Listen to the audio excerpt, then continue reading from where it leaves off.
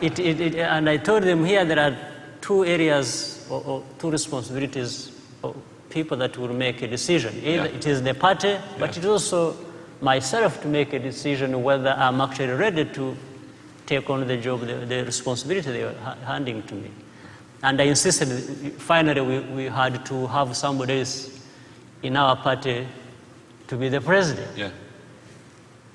Then the discussion was there to say, what do you become then? And I said, I was happy to continue leading the fighters that I had been leading, and that's how I became the Minister of Defense then, and in the same party as my own party and other parties discussed and thought they needed to create another position for me. Since I had refused being the president, they suggested they could create a position of vice president. Oh, I said, well, fine. If you agree that I don't become... So it was a bargain. I said, well, since you've accepted that I don't become president, I'm ready to become whatever else you decide. Okay. And that's how I became the vice president. Yes. All right. I once heard you say, for violence to end or reconciliation to happen, somebody has to absorb the pain. I thought that was pretty profound. Somebody has to absorb the pain. Talk to me a little bit about what that means. Well, the pain somehow has to be absorbed for the sake of shaping our future.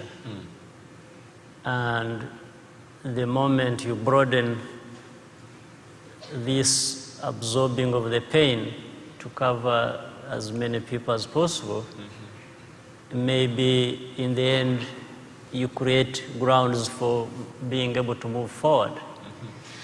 How important is truth-telling in reconciliation? And talk to us about the Gacaca courts. Let me explain to the people here is that Rwanda, because he would not allow the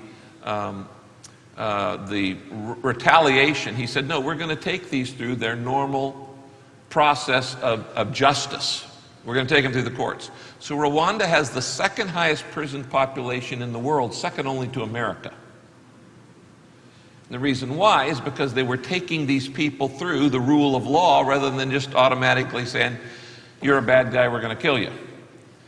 So that is, when you've had 1 million people killed, there were obviously at least 1 million perpetrators. Yes. And so you've got a major part of your population is guilty. And talk to me about truth and the community courts and how the reconciliation of Rwanda used your culture to... Yes. Truth-telling is very important. It is associated with introspection. It means people examine themselves and they don't have to wait for somebody else to tell them what is wrong or right, or where they've made mistakes or this.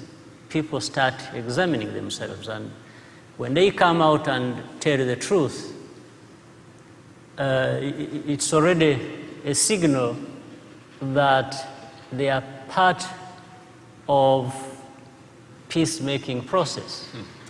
It means they are ready to abandon what they've been involved in that has created these problems and ready to move forward. That's one part.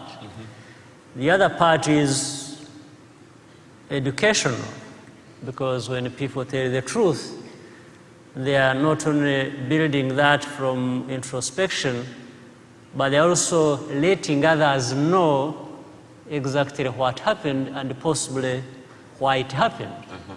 And from that, people are able to learn, are able to understand, and maybe think of how to be able to move forward in a different direction. How do you get people to tell the truth? I mean, if I've killed a bunch of people and I know where they're buried and nobody else knows where they're buried, and the rest of the family would like to know where they're buried so they could obviously have the remains and things.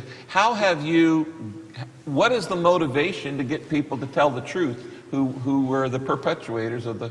You have to create a conducive environment.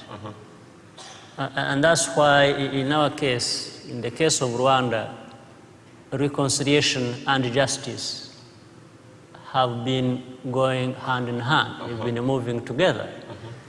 These are complex processes. Sometimes they are even in a sense antagonistic. But one encourages the other to happen and to move on. So, the question you asked about our traditional systems and others which we use, Gacaca courts have been used in our society, in Rwanda, for decades, if not centuries, because actually Rwanda has been a nation state for centuries. So our society is not a very young society. It's an old society. It's a very old society with cultural values, with traditions and so on. And Gacaca means, and this was the way of our society resolving disputes or misunderstandings as of old, where people would sit in the open in a compound somewhere and discuss their problems and settle disputes. When there were grievances between parties, they would sit them there and hear from what they have to say. Would the whole community sit down? The community that is the part of the community that is affected. The part of the community that's affected by the crime? Yes, okay. Say the village. The village, all right. And the village would have elders who are respected for various reasons, and these would be selected to adjudicate over these cases. Okay. And people would sit there and tell the truth as they know it.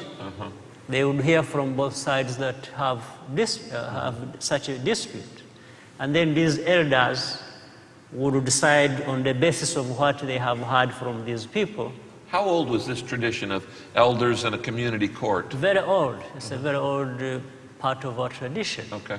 That's why I said it was probably running a couple of centuries. And the result would be not only to know who is wrong and who is right. Actually, the other important part was to reconcile these people who have been having a dispute. And they would give penalties, some of them symbolic. They would tell people to get up and shake hands, and no, they would say, you are wrong, you should give a cow or this to the other one, and bring them together. So there would be justice, there would be reconciliation, and that's what Gacaca symbolizes. Gacaca is about people being there, the accused, the victims, and have a kind of dialogue or discussion. And what has happened practically in our case, the perpetrators sometimes have straight away shown remorse and apologized and said, this is exactly what happened, this is what I did. You can see genuine repentance in them. Genuine, and start giving information. Sometimes they would tell where the people who were killed or where they have been buried for their relatives to go and give them a decent burial. And this will take place.